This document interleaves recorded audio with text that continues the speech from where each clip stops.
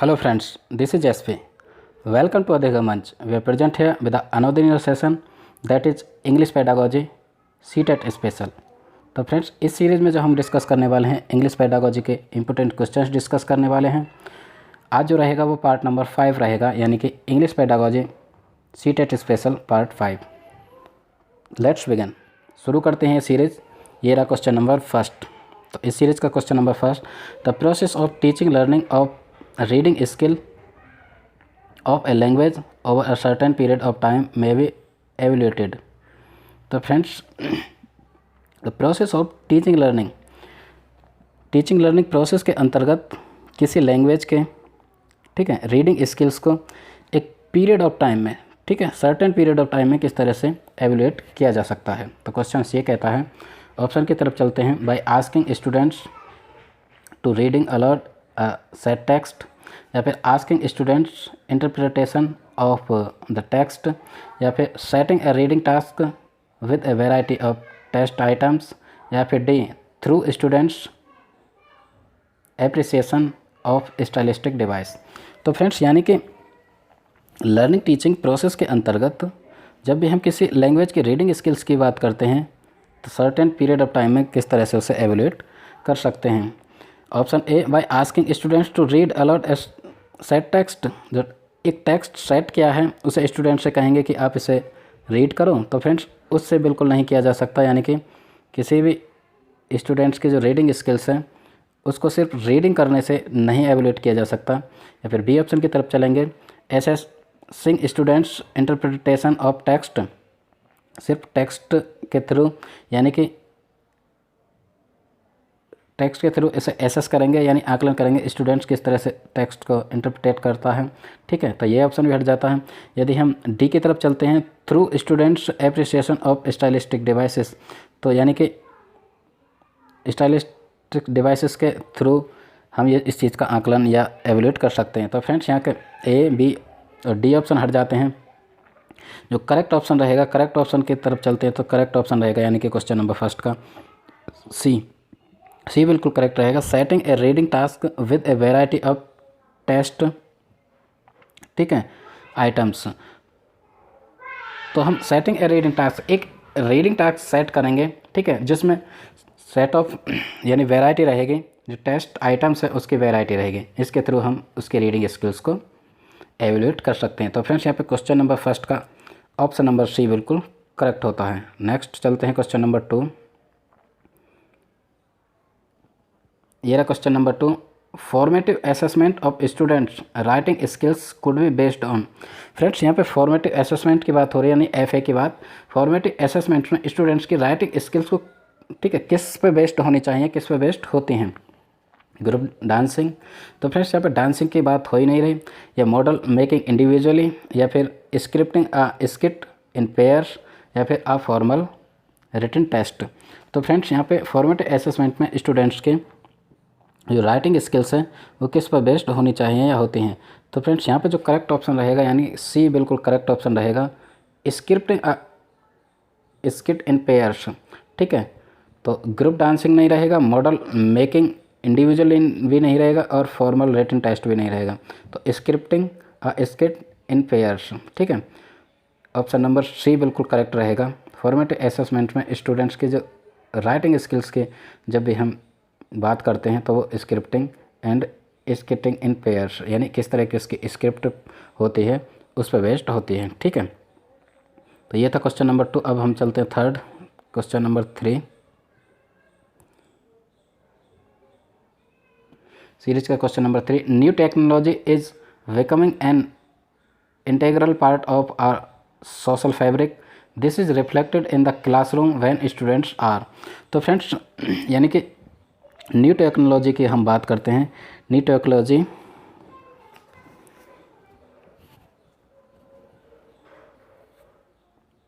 Technology हमारे सामाजिक ताने बाने में मतलब किस तरह से समाहित होती जा रही है उसके बारे में यहाँ पे बात हो रही है कि जो नई टेक्नोलॉजी है, बच्चे हर समय टेक्नोलॉजी से संबंधित चीज़ें सर्च करते रहते हैं। यदि उनको कोई भी चीज़ सीखनी है या पढ़नी है तो हमेशा वो कंप्यूटर या मोबाइल पर लगे रहते हैं। जैसे उनके लिए कह दिए बोला जाता है कि कोई भी आपको प्रोजेक्ट तैयार करके लाना है तो वो टेक्नोलॉजी के थ्रू यानी मोबाइल या कंप्यूटर गूगल पे सर्च करते हैं। तो friends new technology is becoming an integral part of our social fabric. जो हमारा सामाजिक ताना बाना है उसमें जो नई नई टेक्नोलॉजी हैं, नई नई तकनीकी हैं, वो एकदम जो घनिष्ठ पार्ट होते जा रहे हैं, ठीक है, अभिन्न अंग बनती जा रही है नई जो टेक्नोलॉजी हैं हमारे सोशल ताने बाने का। तो ये this is reflected in the classroom when students, तो ये किस तरह से क्लासरूम को अफेक्ट करते हैं, यानी कि नई टेक्नोलॉजी स्टूडेंट्स को किस तरह से अफेक्ट करते हैं।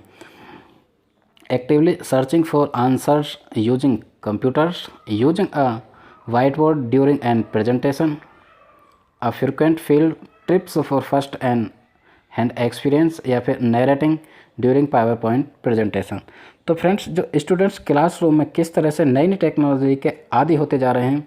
तो फ्रेंड्स कोई भी कंटेंट पढ़ाते समय बच्चे को कोई चीज़ सर्च करने के लिए दी जाती है तो वो टेक्नोलॉजी पर निर्भर हो रहे हैं। तो इस तरह से यानी actively searching for answers using computers, तो बच्चे यानी कि कोई भी चीज़ किसी भी क्वेश्चन का आंसर बड़े एक्टिवली सहभागिता सक्रियता के साथ कंप्यूटर पर आंसर सर्च करने लगते हैं। तो कुल मिला के जो नई टेक्नोलॉजी है, ठीक है, वो हमारे सामाजिक ताने बाने को इस तरह से अफेक्ट करती है, यानी कि बच्चे actively searching for answers using computers पे आंसर्स को सर्च करने लगते हैं। तो क्वेश्चन नंबर 3 का ए ऑप्शन बिल्कुल करेक्ट होता है। अब हम चलते हैं नेक्स्ट क्वेश्चन नंबर 4। ये question number 4, the sandwich technique. Friends sandwich technique is a bilingual method which has a 3 phase structure of. तो फ्रेंड्स सैंडविच टेक्नोलॉजी की बात करते हैं, यानी कि लर्निंग की एक टेक्नोलॉजी है सैंडविच टेक्नोलॉजी। सबसे पहले हम सैंडविच टेक्नोलॉजी की बात करते हैं। तो sandwich technology foreign language teaching, किस तरह से एक दूसरी भाषा को यानी मदर टंग से अलग हटके जो अदर भाषा, चाहे वो इंग्लिश हो, फ्रेंच हो, इटालियन, कोई भी फॉरेन लैंग्वेज हो, ठीक है, उसे सीखने की एक टेक्निक है या उसे पढ़ाने की, यानी कि एक टीचिंग है, फॉरेन लैंग्वेज टीचिंग, ठीक। तो सैंडविच टेक्निक की जब भी हम बात करते हैं, एक ऐसी टेक्निक जिसके थ्रू किसी दूसरी लैंग्वेज यानी कि फॉरेन लैंग्वेज को सिखाया जाता है। तो फ्रेंड्स इसमें पूछा यानी कि is a bilingual method which has a 3 phase structure. ये बायलिंगुअल मेथड है, यानी कि एक मदर टंग और जो या द्विभाषी कोई भी स्टूडेंट है वो दूसरी किसी फॉरेन लैंग्वेज को किस तरह से सीखता है, यानी कि सैंडविच टेक्निक के जरिए। Which has a 3 phase structure, जो सैंडविच टेक्निक है वो 3 फेज स्ट्रक्चर होते हैं। उसके जो 3 फेज़ हैं कौन कौन से होते हैं। तो फ्रेंड्स यहाँ पे जो सैंडविच टेक्निक है जो फॉरेन लैंग्वेज की टीचिंग है, ठीक है, तो उसमें 3 फेज स्ट्रक्चर होती है। उसके जो स्ट्रक्चर है उनमें 3 फेज़ होते हैं, किस किस तरह से बच्चे को हम जो लैंग्वेज है उसे सिखा सकते हैं। तो ऑप्शन की तरफ चलते हैं, यानी कि लिसनिंग, राइटिंग या रिपीटिशन। ये 3 फेज़ हो गए, यानी कि लिसनिंग, राइटिंग और रिपीटिशन, ठीक है।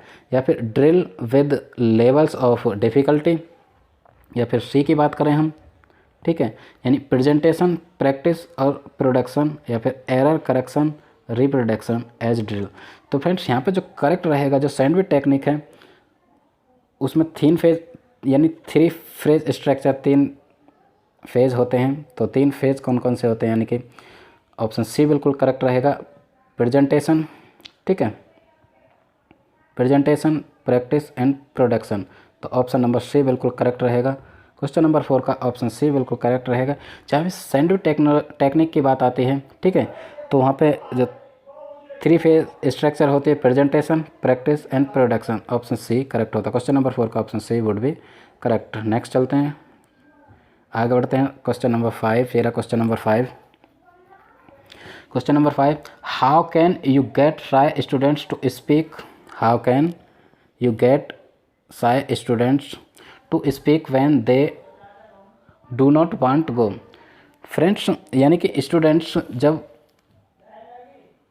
टू स्पीक, स्टूडेंट्स को बोलने के लिए यदि वो नहीं बोलना चाहते स्टेज वगैरह पे या क्लासरूम में, तो आप किस तरह से उनके मतलब शाइनेस को दूर कर सकते हैं, ठीक है।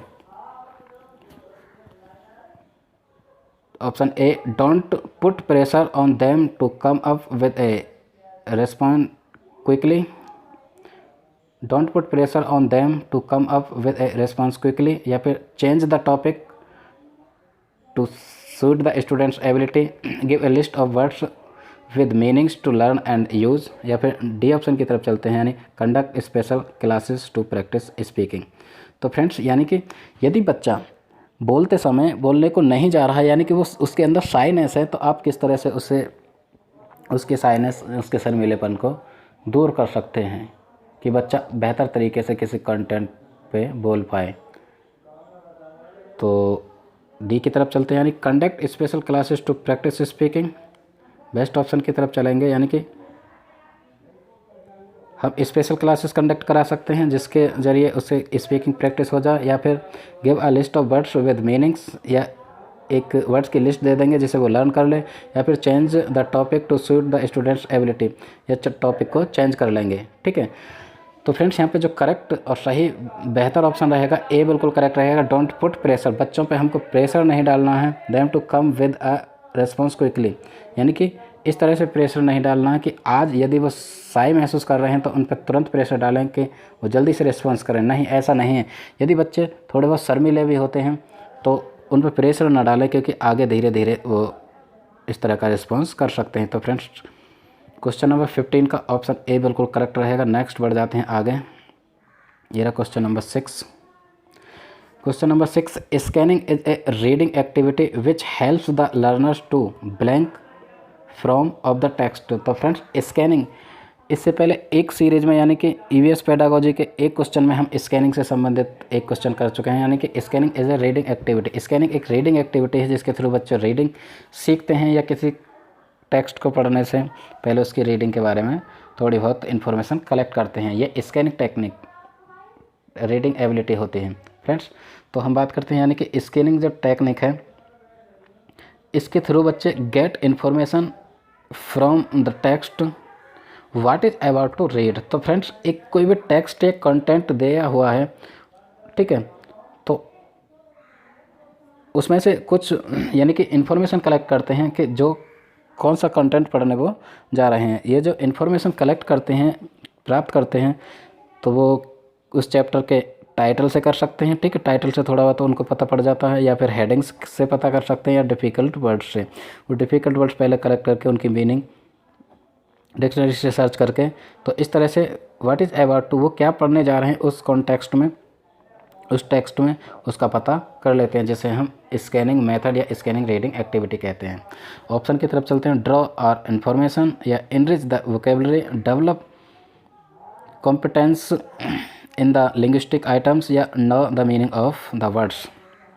तो फ्रेंड्स यहाँ से डी ऑप्शन हट जाता है। Know the meaning of words की मीनिंग को वो पता कर लेते हैं, ये तो बात थोड़ी थोड़ी सही बैठती है। Develop competence in the linguistic item, यानी कि लिंग्विस्टिक आइटम्स में कंपटीशन डेवलप करते हैं, या फिर एनरिच द वोकेबलरी, या फिर वोकेबलरी एनरिच करते हैं, यानी कि स्कैनिंग एक्टिविटी के थ्रू। तो फ्रेंड्स स्कैनिंग एक्टिविटी के थ्रू बच्चे जो करते हैं यानी कि ड्रॉ और इन्फॉर्मेशन, यानी कि एक इन्फॉर्मेशन गेट करते हैं, एक जानकारी प्राप्त कर लेते हैं कि what is about to read, यानी कि उस टेक्स्ट में क्या वो पढ़ने जा रहे हैं। तो क्वेश्चन नंबर 6 का जो ऑप्शन है ए बिल्कुल करेक्ट होता है। अब हम चलते हैं क्वेश्चन नंबर 7। नेक्स्ट ये रहा question number 7। Constructivist approach to language learning promotes, यानी कि जो कॉन्स्ट्रक्टिविस्ट अप्रोच है, यानी कि संरचनावादी जो अप्रोच है, संरचनावादी जो दृष्टिकोण है टू लैंग्वेज लर्निंग, यानी कि यदि भाषा सीख रहे हैं, ठीक है, हम बच्चों को भाषा सिखाने की कोशिश कर रहे हैं, भाषा लर्निंग में, लैंग्वेज लर्निंग में किस तरह से जो संरचनावादी दृष्टिकोण है वो काम करता है, यानी कि किस चीज़ को प्रमोट करता है। A child centred approach, class room noise, या फिर टीचर सेंटर्ड अप्रोच, या फिर कल्चर ऑफ साइलेंस। तो फ्रेंड्स जो कंस्ट्रक्ट या संरचनावादी जो सोच है, संरचनावादी जो दृष्टिकोण है वो प्रमोट करता है, वो सीधा सिंपल है, प्रमोट करता है चाइल्ड सेंटर्ड अप्रोच, यानी कि बाल केंद्रित जो दृष्टिकोण है उसको प्रमोट करता है। संरचनावादी ऐसा मानते हैं कि जो एजुकेशन है वो बाल केंद्रित होनी चाहिए, जिसके थ्रू बच्चे खुद से ज्ञान का निर्माण करके सीखते हैं, क्योंकि बच्चे ज्ञान का निर्माण खुद से करते हैं। तो क्वेश्चन नंबर 7 का ए ऑप्शन बिल्कुल करेक्ट होता है। चलते हैं नेक्स्ट क्वेश्चन नंबर 8। ये रहा question number 8। A phoneme is a, तो फ्रेंड्स यहाँ पे ये इंपॉर्टेंट क्वेश्चन है, चाहे फोनीम की बात हो, ठीक, चाहे सिमेंटिक्स की बात हो, चाहे सिंटैक्स की बात हो। ये सीटेट के कुछ फेवरेट क्वेश्चंस होते हैं, फेवरेट टर्म होते हैं, इनसे क्वेश्चंस पूछा ही जाता है। तो फ्रेंड्स ये इंपॉर्टेंट क्वेश्चन है, सीटेट में अक्सर पूछा जाता है, यानी कि फोनेम इज ए, फोनेम के बारे में पूछा गया है। तो फोनेम क्या है, ठीक। Phoneme is a technique to improve pronunciation. Phoneme एक ऐसी टेक्निक है जिसके ज़रिए हम प्रोनाउंसिएशन को इम्प्रूव कर सकते हैं। या सिंगल साउंड यूनिट, साउंड की सिंगल यूनिट होती है, या फिर साउंड पैटर्न होता है, या फिर लेक्सिकल आइटम होते हैं। तो फ्रेंड्स यहाँ तो ना तो लेक्सिकल आइटम होते हैं, ठीक है, ना साउंड पैटर्न होता। फिर हम फोनेम की बात करते हैं, फोनेम आ सिंगल साउंड यूनिट होती है, साउंड, ठीक है, एक साउंड जो होती है, जो साउंड निकल के आती है किसी वर्ड से, उसकी जो सिंगल यूनिट होती है, ठीक है, सबसे छोटी यूनिट होते हैं एक सिंगल यूनिट। बिकॉज कोई भी वर्ड जब हम बोलते हैं तो उसमें कई तरह की साउंड्स निकल के आती हैं, तो उसकी जो सिंगल यूनिट होती है उसे हम फोनेम कहते हैं। या कि ये कह सकते हैं, it can be said that the phoneme as a single sound unit. तो सिंगल साउंड जो यूनिट है उसे फोनेम, यानी फोनेम को सिंगल साउंड यूनिट कहते हैं। तो फ्रेंड्स यहाँ पे क्वेश्चन 8 का जो करेक्ट ऑप्शन रहेगा बी रहेगा, सिंगल साउंड यूनिट। अब हम बात कर लेते हैं अपनी साउंड पैटर्न। साउंड पैटर्न आप जानते हैं किस तरह से साउंड बोली जाती है, वो हो गई। या टेक्निक, प्रोनाउंसिएशन इम्प्रूव किस टेक्निक से कर सकते हैं, वो डिफरेंट अलग टेक्निक हो सकते हैं, या फिर साउंड पैटर्न हो गए। अब लेक्सिकल आइटम्स की बात करते हैं। तो फ्रेंड्स यहाँ पर लेक्सिकल आइटम्स जो होते हैं, यानी कि lexical items a part of words का एक पार्ट होता है, ठीक है, या फिर आ चेन ऑफ वर्ड्स होता है, जिसमें जैसे हो गया वाई द वे, ठीक है फ्रेंड्स, जो वाई द वे हो गया, वाई द वे, इनको जो कहेंगे यानी कि एक चैन ऑफ वर्ड्स हो गए, ठीक है, इसे कहते हैं यानी कि लेक्सिकल आइटम। ये लेक्सिकल आइटम कहे जाते हैं फ्रेंड्स। यानी कि लेक्सिकल आइटम से भी क्वेश्चन सीटेट में अक्सर पूछा जाता है, ठीक। तो लेक्सिकल आइटम्स क्या होते हैं, आप कॉन्सेप्ट को क्लियर समझ लें। लेक्सिकल आइटम्स होते हैं a chain of words, a set of words होता है, जैसे कि वाई द वे हो गया, ठीक। एक और एग्जाम्पल ले लेते हैं हम इसका, लेक्सिकल आइटम का, वाई द वे हो गया, या फिर हो गया सेकेंड लेते हैं टेक केयर ऑफ, ठीक, टेक केयर ऑफ हो गया, ठीक है। ये दूसरा एग्जांपल हो गया। एक और ले लेते हैं, यानी कि it's raining cats and dogs, it's raining cats and dogs. तो फ्रेंड्स यहाँ ये लेक्सिकल वर्ड्स हो गए। तो फ्रेंड्स क्वेश्चन जो बनता है फोनेम से भी बनता है, सिमेंटिक्स, सिंटैक्स आदि सभी से बनता है। तो यहाँ पे सिंगल साउंड यूनिट इसका करेक्ट ऑप्शन था। लेक्सिकल वर्ड्स जो होता है अ चैन ऑफ वर्ड्स। तो फ्रेंड्स क्वेश्चन नंबर 8 का ऑप्शन बी बिल्कुल करेक्ट होता है। नेक्स्ट आगे बढ़ जाते हैं। ये रहा क्वेश्चन नंबर 9 इस सीरीज़ का। तो फ्रेंड्स ये जो सीरीज़ है यानी कि English pedagogy CTET special part 5 हम कर रहे हैं, यानी इंग्लिश पेडागोजी के वो बेहतरीन से बेहतरीन क्वेश्चन, सेलेक्टिव क्वेश्चंस जो प्रीवियस ईयर एग्जाम्स में आए हुए हैं और एक्सेप्टेड हैं। तो इसी तरह से क्वेश्चंस पूछे जाते हैं। एक बेहतर अंडरस्टैंडिंग, बेहतर समझ बने, ठीक है, उसका निर्माण हो, बेहतर अंडरस्टैंडिंग बिल्ट हो, इस तरह के हम क्वेश्चंस कर रहे हैं। उनका जो डिस्कशन है हम डीपली कर रहे हैं, सिर्फ क्वेश्चंस का आंसर प्रोवाइड नहीं कर रहे हैं हम यहाँ पे, एक सॉफ्ट डिस्कशन कर रहे हैं जिसके थ्रू आपकी अंडरस्टैंडिंग इंग्लिश पेडागोजी के संबंध में अच्छी बन पाएँ। तो फ्रेंड्स 9th क्वेश्चन को करते हैं। प्रोसेस राइटिंग, यानी राइटिंग का जो प्रोसेस होता है, which one of the following points should be followed. तो राइटिंग प्रोसेस में कौन सा एक पॉइंट है जो फॉलो किया जा सकता है, यानी कि यूज ऑफ पर्सनल प्रोनाउंस, या ऑर्गेनाइजेशन ऑफ पॉइंट्स, या फिर वर्ड लिमिट, या फिर लॉजिकल सीक्वेंस। तो फ्रेंड्स जब भी हम यूज ऑफ पर्सनल प्रोनाउंस की बात करते हैं तो राइटिंग स्किल्स में सिर्फ प्रोनाउंस से ही काम नहीं चलने वाला, अलग अलग डिफरेंट चीज़ होती हैं, ठीक है। ये तो एक ग्रामेटिकल टर्म हो गई कि यूज ऑफ पर्सनल प्रोनाउंस। जब राइटिंग की बात करते हैं, राइटिंग की हो गई लॉन्ग आंसर हो गया, एसे हो गया, पैराग्राफ हो गया, ठीक है, इन सब को हम राइटिंग कहते हैं। तो राइटिंग प्रोसेस में ए ऑप्शन यहाँ से हट जाता है, पर्सनल प्रोनाउंस का यूज़ नहीं होगा, ठीक है, होगा तो सही लेकिन सिर्फ उसी का यूज नहीं होगा, या ऑर्गेनाइजेशन ऑफ पॉइंट्स का ऑर्गेनाइजेशन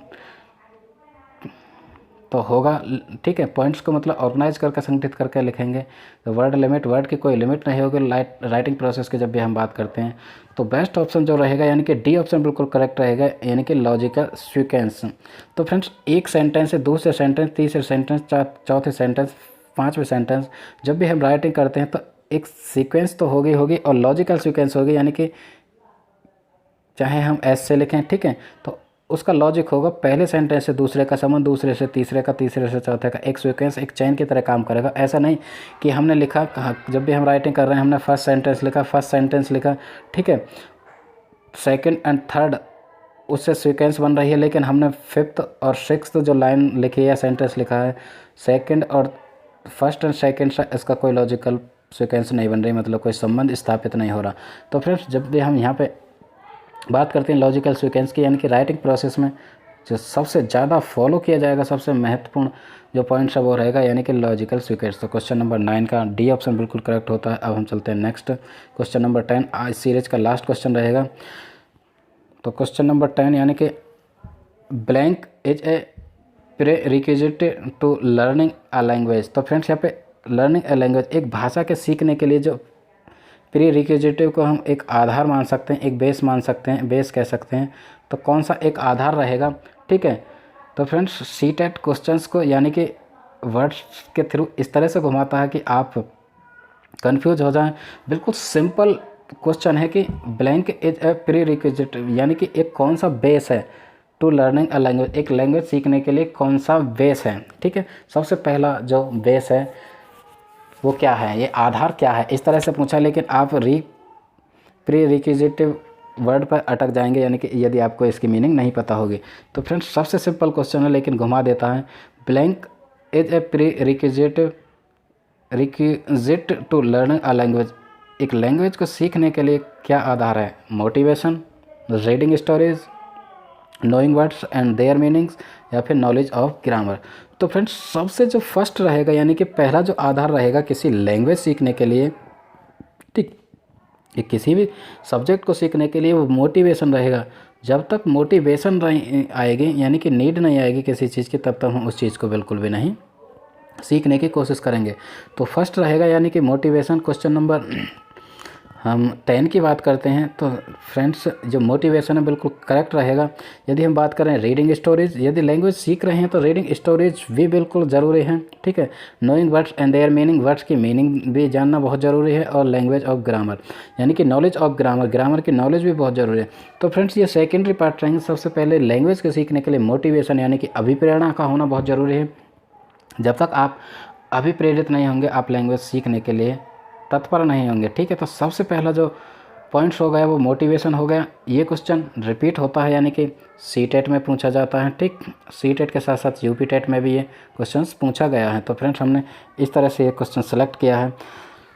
तो ऑप्शंस को भी घुमा सकता है लेकिन उसमें मोटिवेशन एक रहेगा। यदि मोटिवेशन नहीं होता तो हम किसी अदर ऑप्शन पर जा सकते हैं, ठीक है। तो फ्रेंड्स दोबारा से यानी कि मोटिवेशन बिल्कुल आधार है लैंग्वेज सीखने के लिए, ये कोई भी चीज़ सीखने के लिए। रीडिंग स्टोरीज भी बहुत ज़रूरी हैं, वो बात की चीज़ है। तो फ्रेंड्स क्वेश्चन नंबर 10 का ऑप्शन जो रहेगा ए बिल्कुल करेक्ट रहेगा। ओके फ्रेंड्स, तो ये रही यानी कि इंग्लिश पेडागोजी सीटेट स्पेशल का पार्ट 5।